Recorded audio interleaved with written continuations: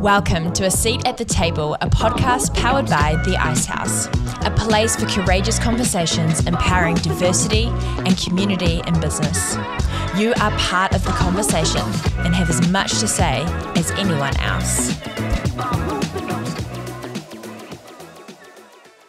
So, Kirsten, KP, hello, thank you for being here with us. Kirsten Patterson is the CEO of the Institute of Directors. She's passionate about inspiring and equipping people in governance to add value across New Zealand business and community. KP has an extensive governance and leadership background, being actively involved on many boards herself, mentoring business leaders and advocating for diversity within business and sport. Yes, yeah, which is ironic because I've never played sport in my life and I was all about ballet and Highland dancing at school, but somehow I've ended up with somewhat of a career in sport. Awesome. Go figure. Go figure. That's awesome. So welcome. Yeah, welcome. Let's get started. So we always start off with the same question. We want to know who KP is. First of all, are we okay to call you KP? Oh. I've only just met you. So. I know, it's a very strange thing, isn't it? So yeah, I picked up the nickname KP when I was working at New Zealand Rugby, and not a very creative name, you know, my initials, but I picked it up there and it stuck because New Zealand's a village. So please do call me KP. Everyone does, including my kids when they're trying to get my attention now. So, yeah. KP it is. Tell us about yourself, your passions, and what life looks like for you. Yeah, what a great existential question, right? Who am I? Who are you? Yeah, who am I? I am a connector and a curator. Nice. And so if I look back on the sort of themes of my life and the themes of who I am and what drives me, it's curating really interesting people, it's curating really interesting ideas, and then connecting great people and great ideas together. So that's who I am, and you can kind of see that in what interests me, where I choose to spend my time, how I spend my time outside of work as well. So yeah, I'm a mother of two from Lower Hutt. I have a 17-year-old and a 14-year-old, and my day job is Chief Executive of the Institute of Directors, which I absolutely love because governance is so interesting and it gives me a permission to look over people's fences into so many different businesses, which is amazing. And yeah, then outside of work, I'm really committed to my community. So I choose to spend my time in not-for-profit areas, not-for-profit governance, and yeah, everything from Wellington Homeless Women's Trust through to Voices of Hope, mental health charity, and all sorts of things in between. Wow. And did you envisage this future when you were younger? Were you a connector and a curator when you were at school, or is it? No, like I would often describe myself as a bit of a fish out of water, actually, in so many different kind of places along the way, and a bit of an accidental CEO, and because I'm an introvert, which a lot of people are really surprised about when they meet me, because people see you in a certain context, either doing things in the media, or they see you speaking on stage, and they think that there's an extroversion or an energy that comes with that, but of course they see you on the top of the mountain, they don't see the climb along the way or how it feels internally. So I definitely was, and I think people saw leadership potential in me that I didn't see in myself. Each time I've found myself in places going, what me? Oh, okay, right. Or standing at the front of stuff and everyone's kind of going, no, you're the leader here, you're doing it. And I keep thinking, wow, okay. So it wasn't something I've actively pursued, and then also that kind of sits with me a little bit weird, right? Because I'm like, maybe how have I ended up in these roles? Typical imposter syndrome. We can talk about all of the sort of cliche that goes with that. But yeah, I've been lucky enough to be pushed into some pretty amazing roles. I love the accidental CEO. That's brilliant. And I think there are quite a few people out there who have happened upon their position, and they sort of look back and go, oh my God, how did I get here? And the idea you stop and feel kind of grateful for being pushed to them. Yeah. And given the chance, the opportunity, I guess. Yeah, absolutely. Something to celebrate. Yeah, I've tried to reflect on it about how do I bring that for other people, so that, so along the way I've had some really great people who have seen potential in me to go to the next thing I might not have put myself forward for, and I try and repay that and look for that for others and try and, push or cajole or drag them or create those spaces for them in those kind of different ways. And I just think, our leadership models are changing, and I wouldn't have seen myself as a CEO in the 80s, but now my style works okay. And you also have to take, well, you don't have to, but, to stop and just acknowledge yourself in that, and pat yourself on the back and celebrate that didn't happen by chance. I know, that's the thing, isn't it? That's the really kind of crazy thing. We sort of think, it's in our language about, I'm lucky and I've had these great opportunities, when actually you've got to position yourself for that luck, don't you? And then when you're there, you've got to deliver. And I recognise all of that in other people, but we're just really bad at recognising it in ourselves. Exactly. Yeah. Said it on these podcasts before, but one of my favourite quotes is, luck is where preparation meets opportunity. Yeah, that's great, isn't it? Yeah. So the other question we always ask towards the beginning of these podcasts, KP, is, around what's been a real mountaintop moment, and conversely, a deep valley moment that you've been through in your career journey so far. Yeah. I think one of the great mountaintops for me is actually seeing teams or people that I've worked with flourish. And they're not the ones that get the front page of the paper. I mean, I've been lucky enough, again, to work on some amazing projects, or whether it's everything from Rugby World Cup 2011. I worked at New Zealand Rugby for a long time.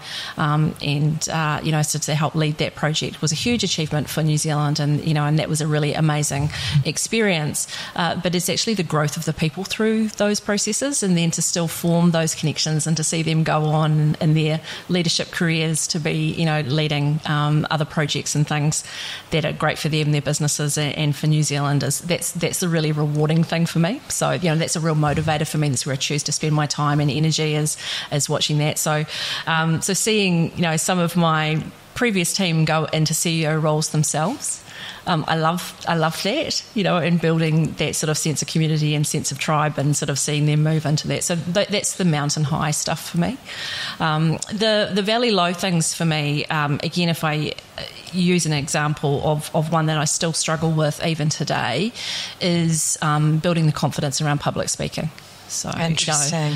A real low light or valley low for me very early on in my career is that I wouldn't be able to go on stage. I wouldn't be able to speak. I'd literally be throwing up in the bathroom beforehand, or I'd be bottling or avoiding having to do public speaking. And even now, where I have to do a lot of it, and people will say that, I've worked really hard to get better at it. So people would say, okay, you're actually quite good at it.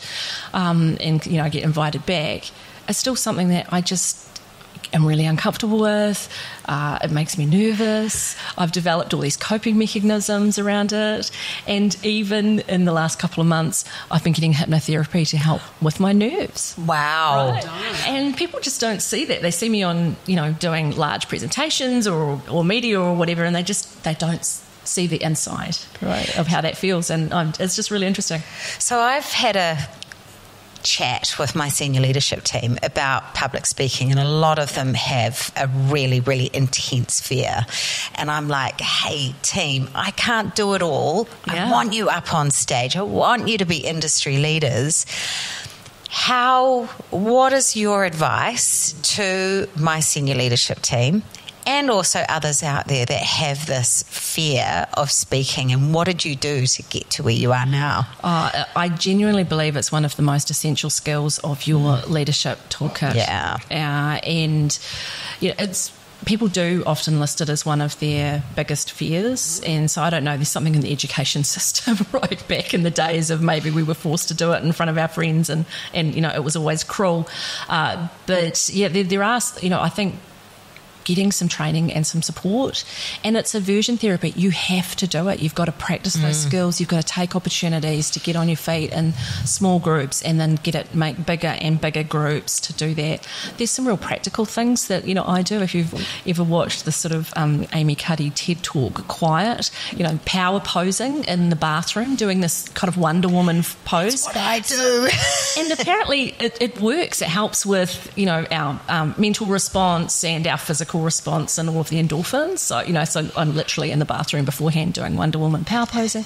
I start louder than feels comfortable because, it's often that first phase, and particularly, getting, new leaders, they'll start really quietly because of the nerves. But if you go out and start louder than you feel comfortable, again, it's fooling your body that you feel more comfortable. It's fooling the audience that you feel more comfortable. And you have to breathe into that. Breathing is physical. Yeah, that's right. It's all of that aspect. But the number one thing that really helped me with my public speaking skills is getting people who will give me honest feedback. And I think the difficulty we often face is that because people know that you don't want to do it and they want to be supportive, when you ask for feedback, they'll say, well done, you did it. As opposed to, actually, if you do these 2 or 3 things, you'd be even better. So finding people who you've got some safety and some trust with, who will give you genuine feedback about your performance, I think is the difference between how we can progress our leadership careers. Whether it's public speaking or in any of our areas of life, we often get the really bad stuff or we get people telling us it's okay, but getting the constructive feedback can be really hard. Find people who do that and then you'll really kind of progress. Such great feedback. Particularly if you're willing to accept it and take it on board. For sure. Yeah. Because it's interesting, that when people will ask for feedback, but they don't really want to hear it. Yeah, that's right. So there's a genuine, obviously, with you, a desire to actually... to do better, right? You're exactly right. Because sometimes when people say, give me feedback, what they're saying is, tell me I'm good and pretty, right? Like, tell me how awesome I am. And so there needs to be that element of trust and, self-awareness about that. And there's got to be reflection. You've got to genuinely want to do better at it. But I would, as a leadership skill for your leadership team and for my teams, I just genuinely wish it was, something that everybody got to do earlier in their careers. And for both my kids, speech and drama has been non-negotiable because I don't want them to have the same experience that I had. Very, very timely advice. Thank you. I was going to ask, what do you look for in a leader? So you said that you love building up your team into leaders. What do you look for? Or what do you see in a leader? Curiosity.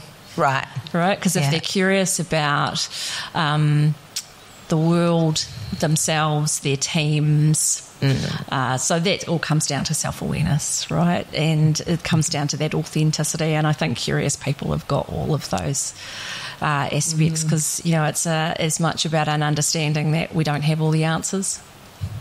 Nice. And so, if you come from a position of curiosity, you can't come from a fixed mindset as well.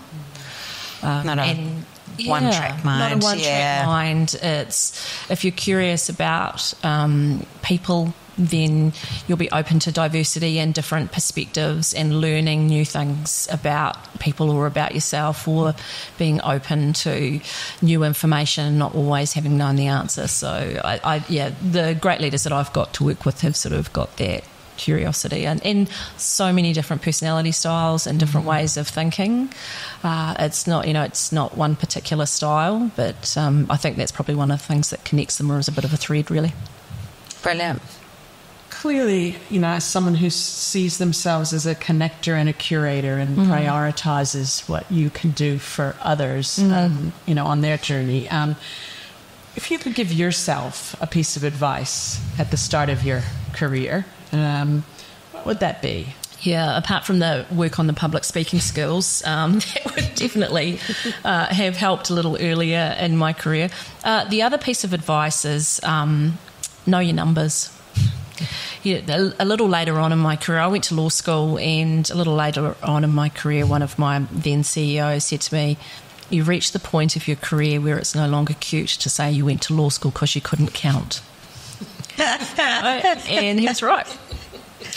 And so if there's one of my kind of great regrets in life is that, I wish that I had done more in the commercial and finance space to start with.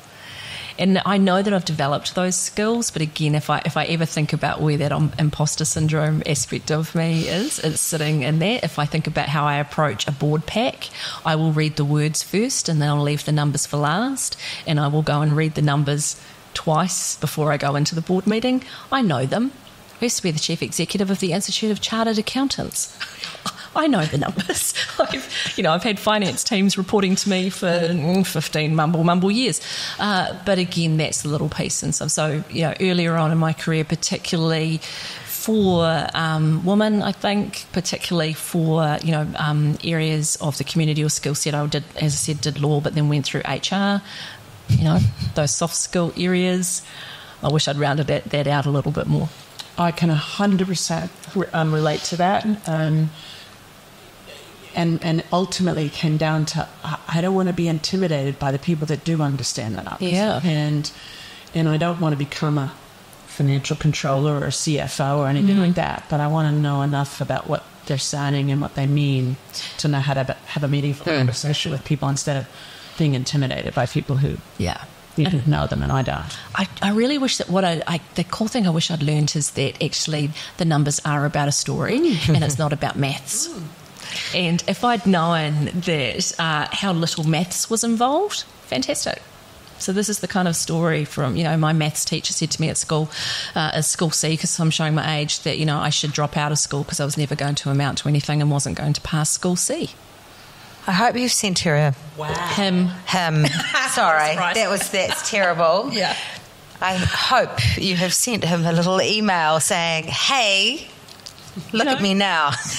So, I just knowing how little maths was involved. Yeah. Actually, it is about the story and it is about the numbers. And I guess that's about the self-awareness as well, about how you learn, about what your motivators are. And if I had approached it from what are the numbers telling me, because that's the way my brain works, I probably would have, leaned into that a little bit more and earlier. Yeah. And like the speaking, is it just practice and just exposure? Yeah. I mean, there are some core skills that there's things you need to learn. But actually, again, working with some people who can help explain those things to you and sharing your vulnerability and actually going, I actually don't understand that. Can you help me with that? I was going to say, it's okay to say, I don't know, I don't understand. Yeah. Take me through this. Yeah. Again, so that requires that honest feedback. That requires you to be open to learning new things and asking those questions. But I've found that actually the more you share your vulnerabilities or the areas, I don't know if I like that term weaknesses, but where those kind of gaps with others, then most people are actually pretty happy to help you out with those things and appreciate it. It's just being a good human. Yeah. Yeah. So before we move on to kind of the governance and the governance training, it's an interesting journey though. I mean, you've said New Zealand Rugby, you've said Institute of Chartered Accountants, you're now at the Institute of Directors. Used to be a qualified funeral director. Talk a little bit about that career journey. There's a serious squiggle there. It's awesome. Yeah, all my parents were small business owners. My parents were funeral directors. So I grew up literally living on a funeral home, and so worked my way through the family business that way. And that's how I met my husband. He's a funeral director, married a funeral director.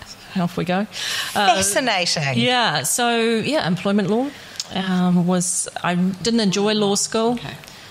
Didn't enjoy it at all. I was like, I just wasn't clicking for me. I just thought, I'm not sure how I'm going to use this. This is not how I want to spend my life. And then I found employment law in my last year, and I thought, great. This was actually the lens that I want to look through the world at.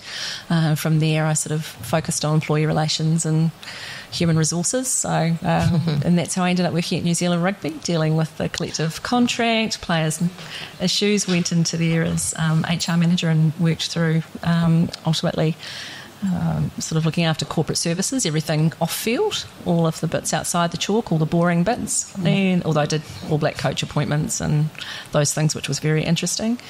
And from there into not-for-profit associations, right? So, rugby's a not-for-profit.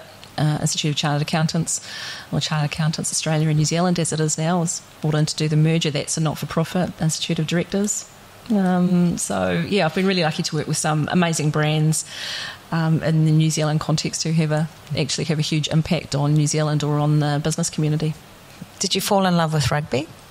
I did. I fell in love with rugby for what it can do when it has a positive impact. Yeah. I tried to read the rule book when I first got there to try and understand the game, but it's fair to say after almost 10 years, please don't ask me any of the rules.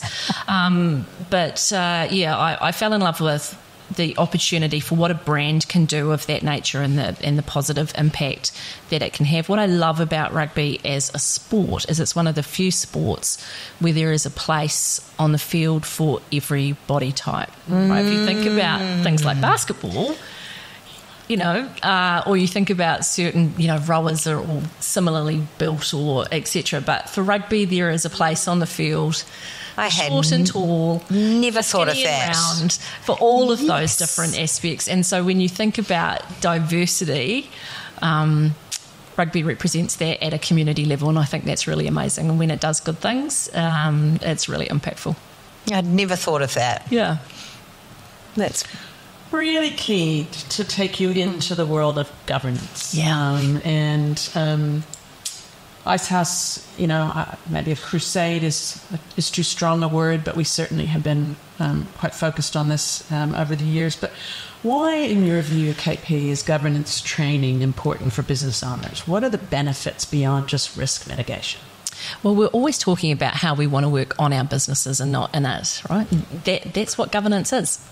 And when I talk to business owners about governance, they think, it's boards and it's boring and all these sorts of compliance and it's looking backwards, when actually governance is about strategy and looking out to the horizon. And in fact, if you, in New Zealand Sign Language, the sign language for governance is actually someone kind of holding the reins like on a horse, because it is that kind of like a harnessing type of action. And I think that's really descriptive of what it is.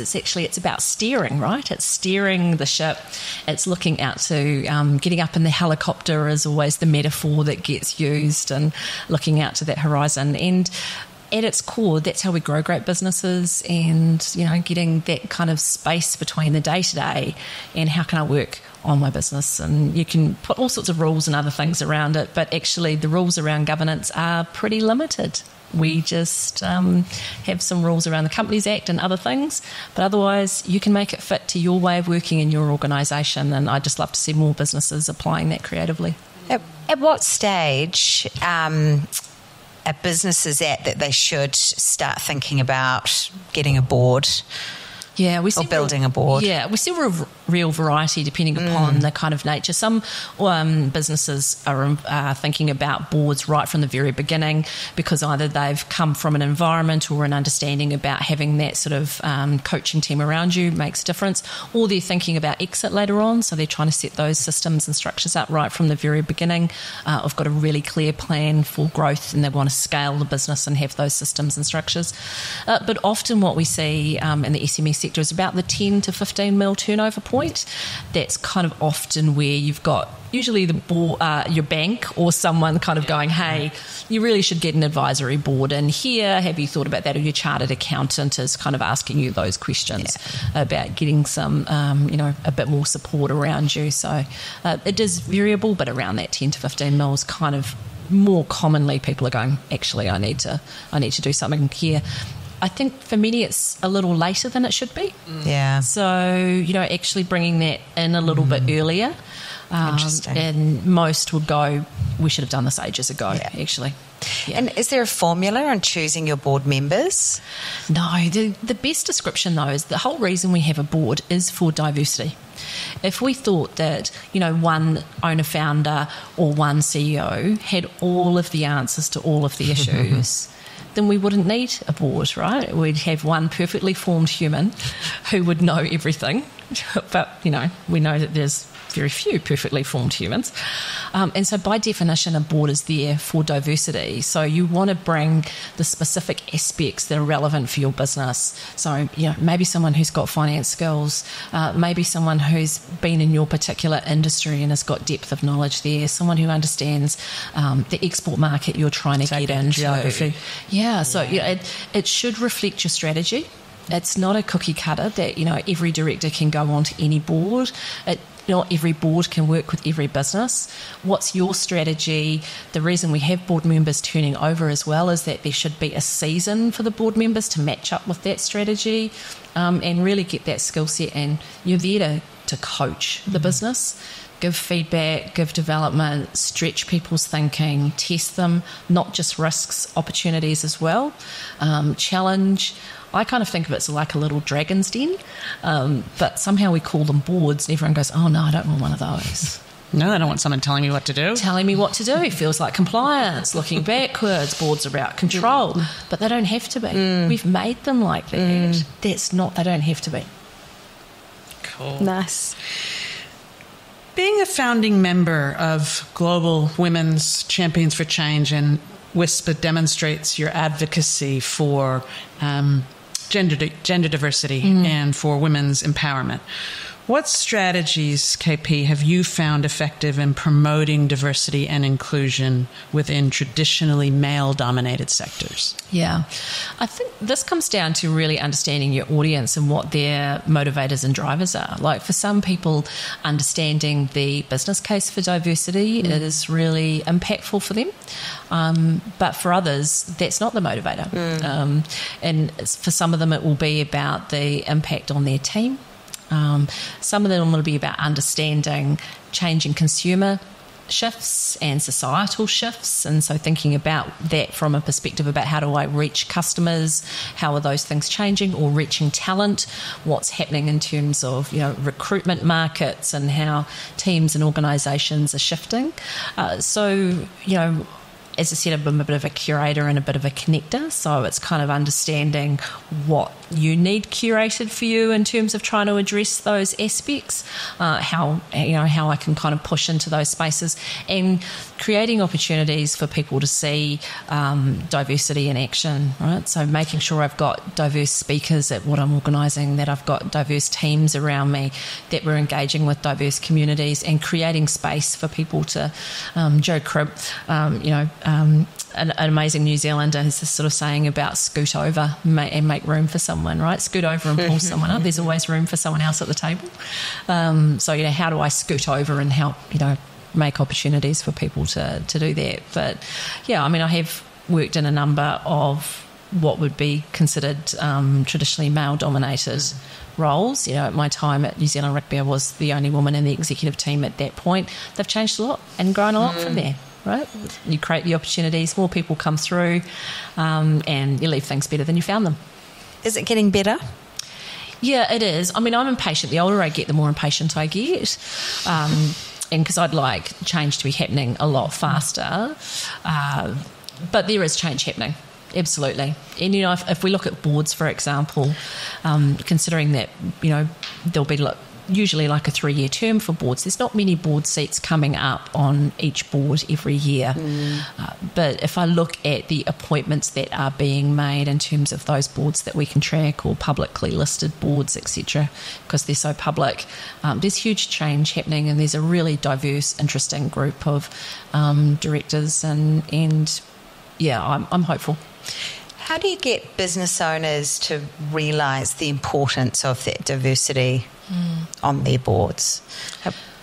I think actually just surrounding them with some great advisors is where it usually starts. It's actually getting them to think about the benefits of having diverse advice, right?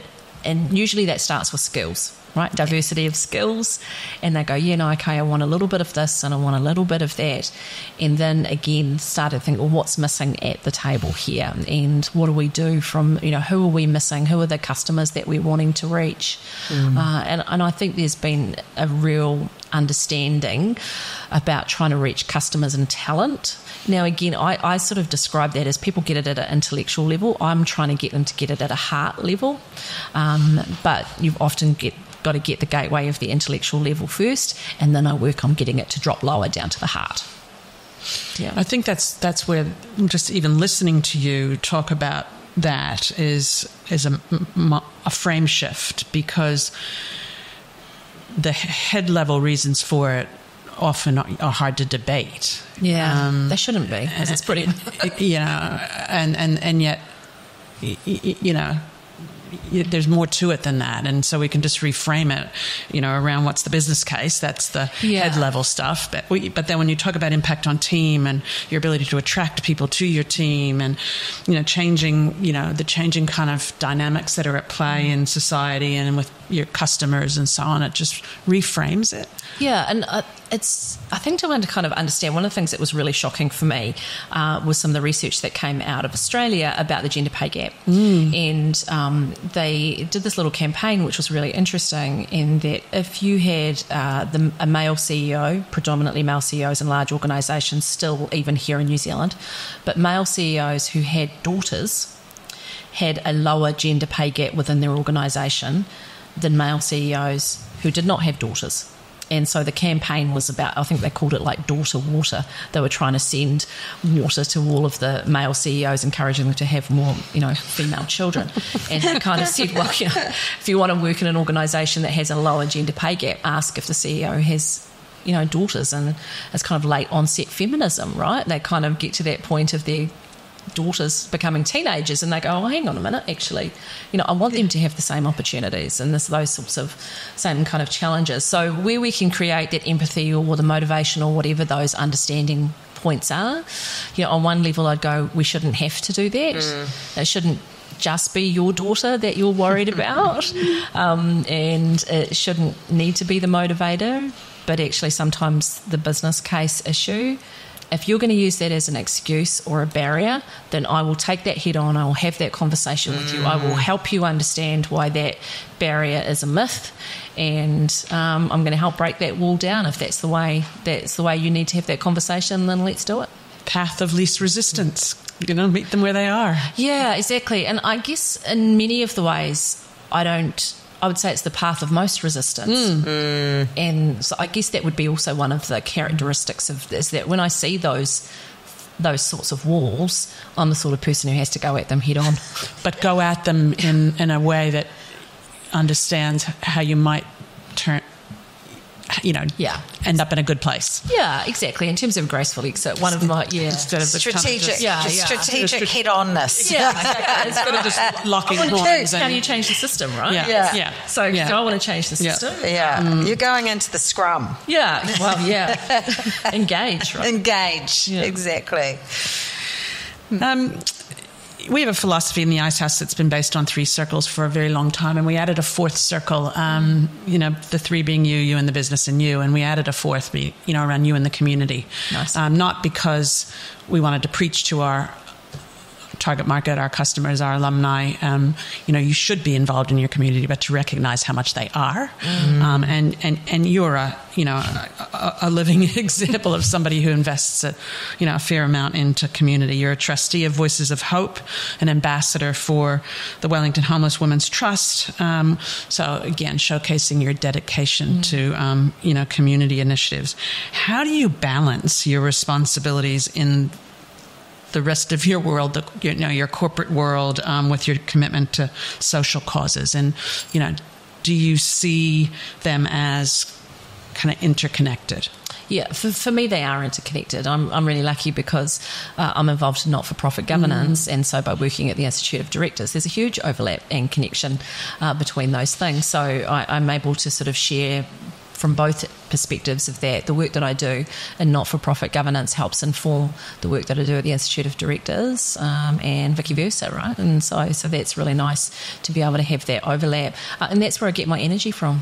That's again, I'm about curation and connection, and about wanting to drive systems change. Well, that's where I sort of want to be involved in assisting with those kind of challenges. So. Why do you think it gives you energy?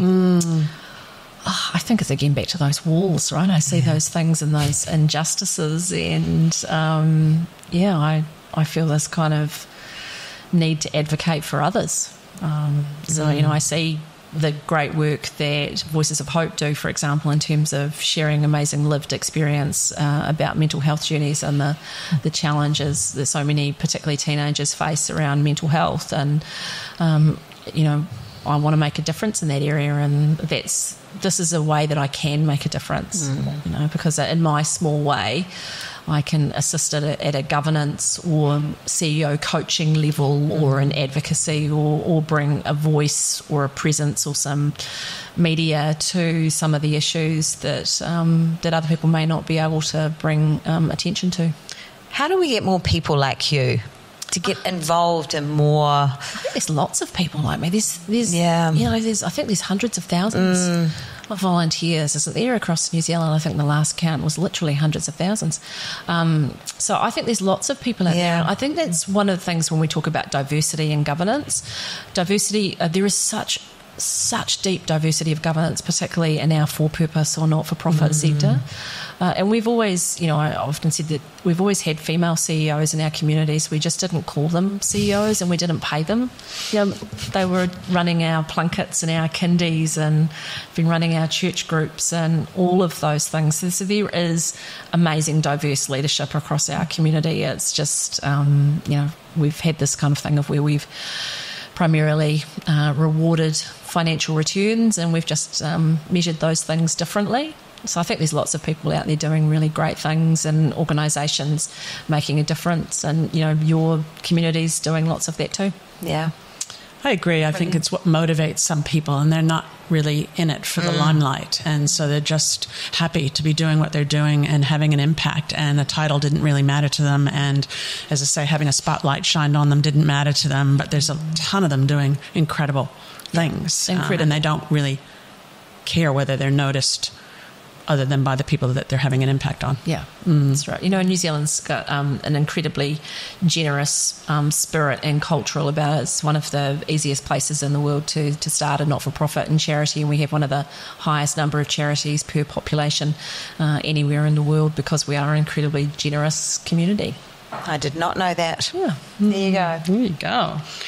So where does climate change and social impacts sit, KP, as far as where board members should be thinking on this? Yeah, consistently over the last 5 years, climate has been one of the top issues that we've identified for directors every year. And again, for 2024, climate leadership is the number one issue out of the top 5 issues. There's been a real shift, I think, in terms of the way that we're thinking about sustainability and ESG issues, environmental, social and governance issues, and the interconnectedness of that. And don't believe any of the media hype that you're seeing come out of the States about the anti-ESG or it's all woke and all these sorts of things. Businesses understand the importance of the environment and sustainability. They understand the importance of social connectedness to their talent, their teams, their staff, their communities, and being good, corporate citizens with their customers, and they understand the benefits that come with good governance systems. So none of those things are woke. They're actually core business issues, but climate is a number one issue, I think, particularly for us here in New Zealand. Not only because our position in the world, but we're an exporter.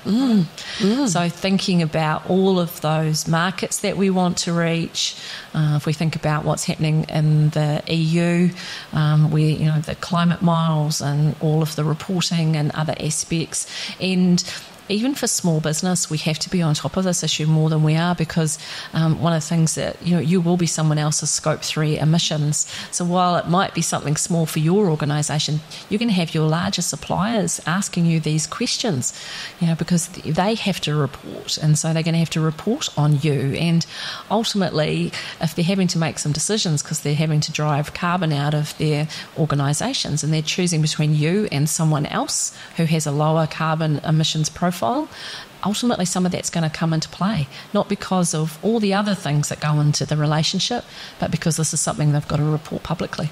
And how does a business, a small business who's worried about profitability and making money and paying their employees, right? And, you know, just keeping the fires burning. Yeah.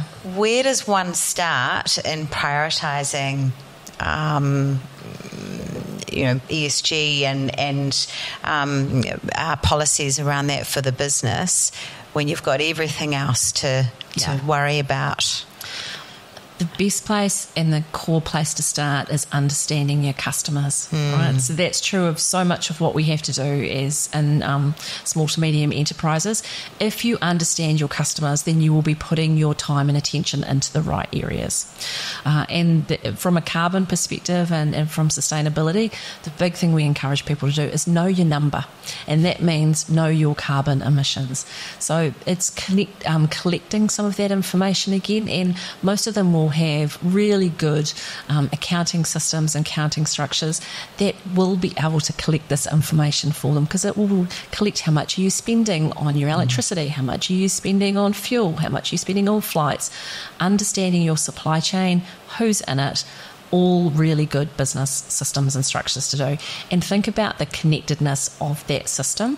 So when you're looking at your supply chain, don't just think about it from carbon. Also think, actually, how do I know that everything in here is ethically sourced? How do I know that actually I don't have any unintended consequences somewhere in my supply chain? Because those things are going to become a brand issue, they're going to be reputation, and it is going to have a financial impact on you. Start small, start somewhere, but understand your business, really. 100%. And I think what's encouraging in our world is that we are seeing more owners of small and mid-sized businesses. They know why. The challenge is the what and the how. Like, what do we do? And just accepting that start small and do something. And what do you know that gives you the wherewithal to pick some things that are going to start to make this a real thing in the business. So, because sometimes it can feel bigger than Ben-Hur, and you just got to start somewhere. Yeah, that's right. And it's not that hard. Doesn't have to be that hard. It depends on the nature of your business, right? Yeah. So, maybe for your organisation, it's thinking about waste. Maybe it's thinking about how do we reduce the amount of packaging. For us, it came down to we don't print anything anymore. Yeah. I mean, when I say we don't print anything, but not materials-wise, from programs. You could print it if you wanted to, but we won't print it. And, it's little things. We don't want plastic bottles on, our tables at programs and things like that. Yeah. And I think the consumers are expecting those sorts of things now, right? So if you understand the consumer, then you'll be thinking about those issues and getting that, that consumer feedback loop, and that will help you identify where to start. Yeah. So getting close to, probably taking, enough time, and we always feel like we could go on forever, but really important question. What does a seat at the table mean to you?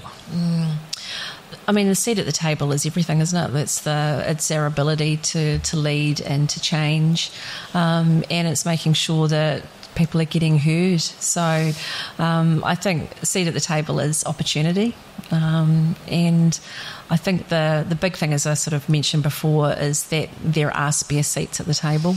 There is room for more chairs if we all just kind of scoot over a bit. Love that. Invite someone to kind of sit a bit closer to the table, create that space. And for me, it feels sometimes a bit of a responsibility, but it's a responsibility that I respect and I'm really privileged to have. Stuff. Yeah, I can certainly hear myself quoting that. Scoot over and make room for someone. Scoot over. Yeah, it's great, isn't it? It's sort of, yeah.